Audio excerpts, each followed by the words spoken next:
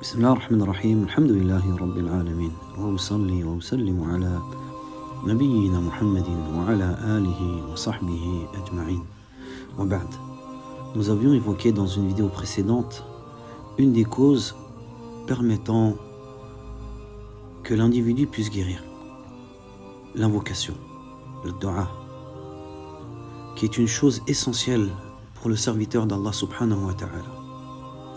Aujourd'hui, on vous avait promis dans cette vidéo qu'on allait étudier ensemble pourquoi est-ce que cette épidémie est apparue, comment est-ce qu'elle est venue, pourquoi est-ce qu'Allah subhanahu wa ta'ala a fait en sorte que cette épidémie soit là. Il faut comprendre une chose, c'est que c'est un châtiment qu'Allah subhanahu wa ta'ala envoie à qui il veut, mais aussi une miséricorde pour les croyants. Qui dit châtiment dit péché automatiquement. Sachez qu'Allah subhanahu wa ta'ala dit dans le Coran, dans Surat Ar-Rum, les Romains, ظهر الفساد في البر والبحر بما كسبت أيدي الناس. La corruption est apparue sur terre et dans la mer à cause de ce que les gens ont accompli de leurs propres mains. Pourquoi est-ce qu'Allah subhanahu wa ta'ala a fait cela? Afin qu'Allah subhanahu wa ta'ala leur fasse goûter une partie de ce qu'ils ont œuvré, c'est-à-dire comme péché. Mais le but de tout cela, c'est quoi? C'est que les gens reviennent vers Allah subhanahu wa ta'ala, qu'ils se repentent vers Allah subhanahu wa ta'ala, parce qu'Allah subhanahu wa ta'ala veut le bien pour ses serviteurs, parce qu'Allah subhanahu wa ta'ala veut que ses serviteurs se repentent, lui demandent pardon, et Allah subhanahu wa ta'ala ouvre grandement les portes du pardon. Alhamdulillah, nous avons un Seigneur qui est pardonneur, mais aussi qui est dur en châtiment.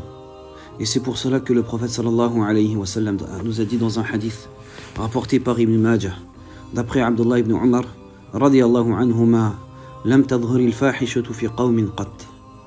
La fahisha, tout ce qui est lié aux rapports interdits, à la fornication ou autre, pratiqué de manière apparente sans que ne se propage parmi eux le ta'oun, la peste ou les épidémies, ou bien des maladies qui n'étaient pas connues des peuples précédents.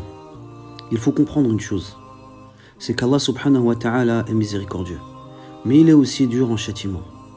Vous pouvez prendre l'exemple cité dans le Coran où Allah subhanahu wa ta'ala a dit concernant Adam alayhi salam, lorsqu'il le mit en garde contre le fait d'écouter Iblis, et qu'il lui dit Ya Adam, inna hada aduwwu laka wa li zawjik.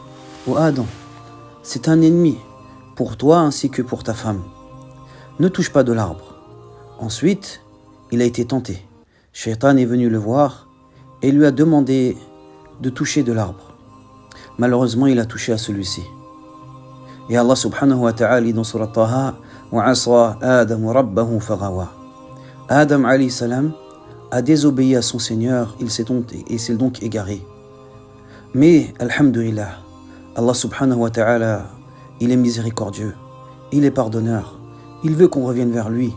Et il dit, وَعَصَى آدَمْ رَبَّهُ فَغَوَى ثُمَّ جَتَبَاهُ رَبُّهُ فَتَابَ عَلَيْهِ وَهَدَى. Et après cela, il lui a pardonné, Allah subhanahu wa ta'ala, avec un grand pardon. Et c'est ce qu'il veut de nous, il veut qu'on revienne vers lui, il veut qu'on lui demande pardon. Tout péché accompli peut être pardonné par Allah subhanahu wa ta'ala. Il ne faut pas désespérer de sa miséricorde. Allah subhanahu wa ta'ala dit dans Surat Az-Zumar, dans le Coran, قُلْ يَا عِبَادِيَ الَّذِينَ أَسْرَفُوا عَلَى أَنفُسِهِمْ لَا تَقْنَطُوا مِنْ رَحْمَةِ اللَّهِ. Dis ô Muhammad, aux gens qui ont été injustes envers leur personne, qui ont transgressé, n'ayez aucun désespoir envers la miséricorde d'Allah subhanahu wa ta'ala, car il pardonne tous les péchés. Allah subhanahu wa ta'ala est pardonneur. Yuridu Allahu an yatuba alaykum. Allah dit dans la sourate les femmes, les An-Nisa, il veut vous pardonner, il veut qu'on revienne vers lui. Mais attention au péché. Regardez la cause qui a fait que Adam alayhi salam soit sorti du paradis, ce n'est que le péché qu'il a fait.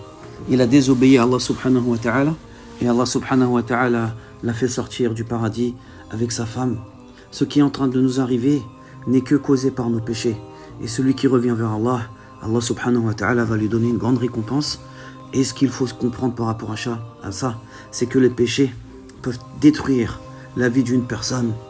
Et comme les bonnes actions peuvent lui donner le bonheur dans ce bas monde, ainsi que dans l'au-delà, on demande à Allah subhanahu wa ta'ala de nous préserver, d'enlever cette épidémie, cette catastrophe, de réouvrir les mosquées.